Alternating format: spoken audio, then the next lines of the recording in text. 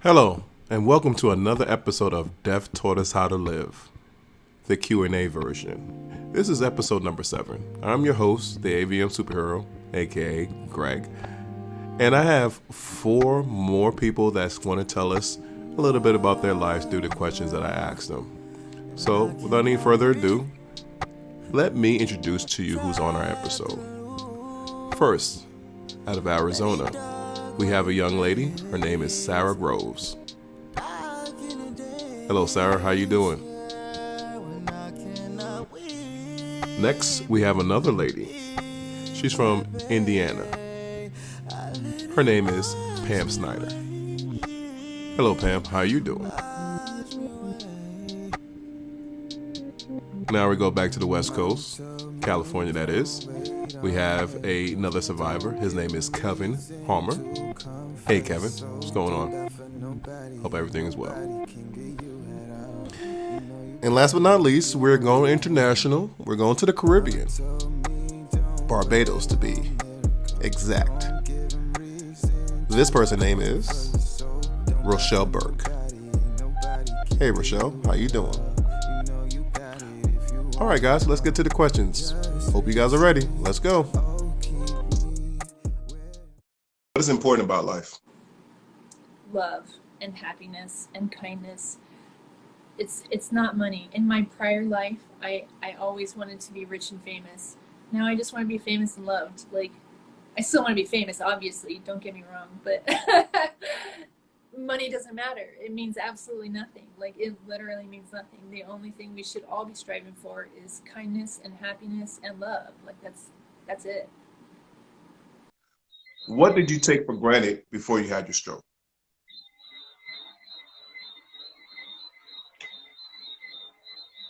Time.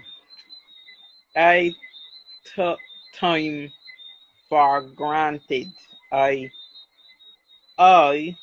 put I was trying to do things for before I got married. I was trying to put things in place for my daughter too much, I could say. And then when I got married, I was doing the same thing, but I did not take the time to enjoy getting married.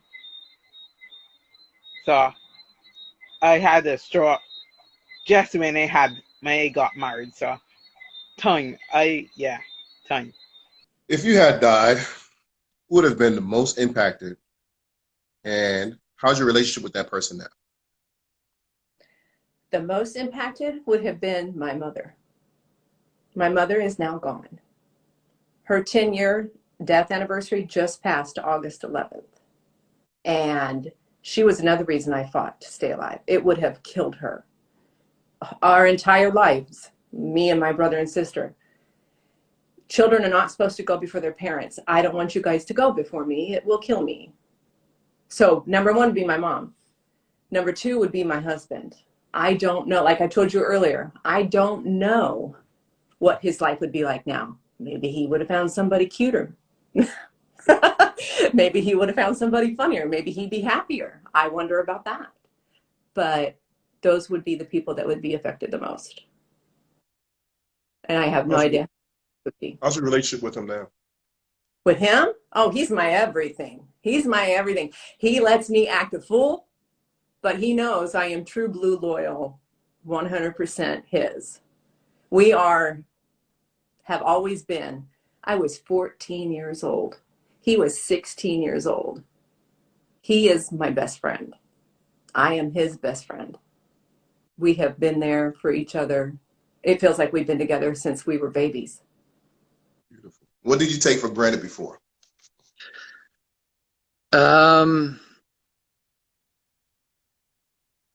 Having a full-time job and being the stepdad I wanted to, and being the husband I was, and that's it. If you had died, who would have been most impacted by your death, and how's your relationship with that person now? You know, you will say that he or she will be sad, but we do not know until the things really happen. But I would think my daughter, especially because she was small, she was, I think 14, I think. Yeah, I think so. 13 or 14. So she's now coming up as a young lady. So you need your mother to be there. And then my husband, because we just got married, so he will he was a wreck when they had the stroke, and when the doctor told him that I'm going, I know he was worse. So yeah, he he will be, I don't know what will happen to him. And now we are just stronger than before. We always had a wonderful relationship, but now everyone is, um, we are all together. Before your accident, what did you take for granted? I took for granted hugs and affection and time.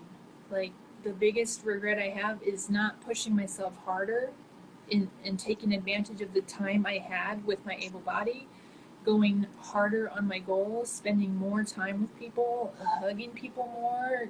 Just like, there's so much that has changed in that regard. Like, time isn't infinite. Like, we will expire eventually, and I took advantage of time.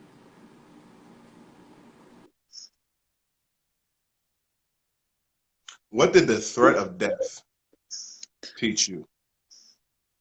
Don't take life for granted anymore. I was banking on living, but I had the car crash, and I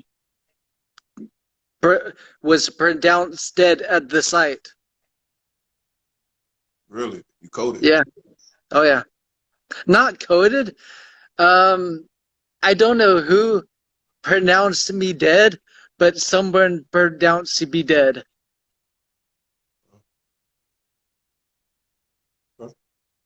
And I'm sorry, I said I was going to say anything, but that last answer, you know, the funny thing about everything that we're talking about, you know, stroke recovery, TBIs, and all that stuff. But I'm gonna tell you, for me, and I'm not sure if you could say the same thing, but when I woke up that morning, I remember when I woke up that morning, I didn't think this was going to be the day that I'm about to die.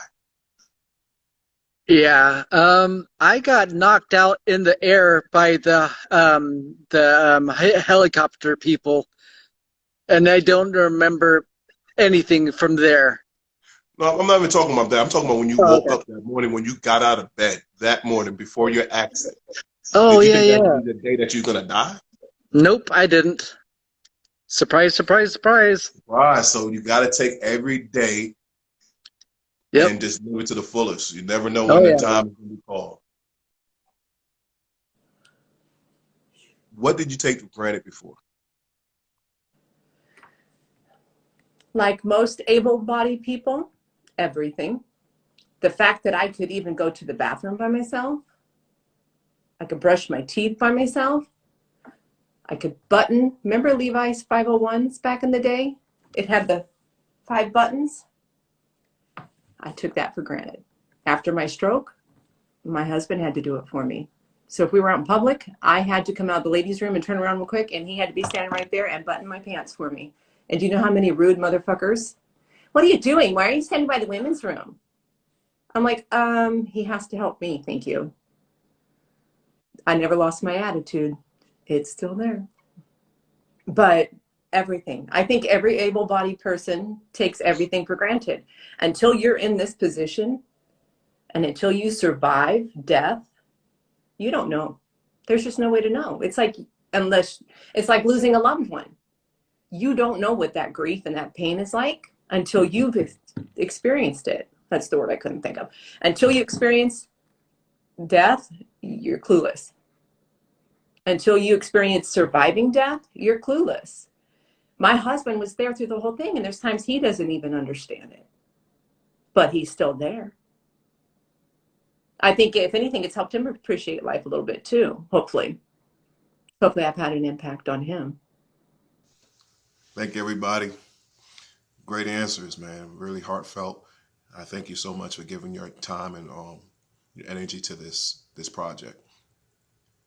Now, if anybody that is a stroke survivor and lives in the United States or in any one of the states that I have not interviewed yet, please hit me up. You could direct message me on Instagram at AVM_superhero, or you could leave a message down here in YouTube. Either way, I'll get back to you. I thank you guys so much. If you guys like this video or this series, please subscribe, like it, and put on your notifications. Really appreciate you guys. AVM Superhero. I cannot breathe. Trapped in a loop. Many dogs.